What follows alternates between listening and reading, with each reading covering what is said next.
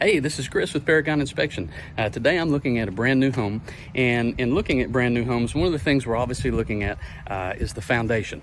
So the best time to evaluate a foundation is before they pour the concrete in one of the phased inspections, but there are some observations that can be made even after the house is finished. So this is the final inspection for this house. I was not able to look at the foundation before they made the pour, but what we have today, you'll see here, that is a post-tension cable anchor. The purpose of that anchor is to hold tension on the cables within the slab that give strength and support to that slab.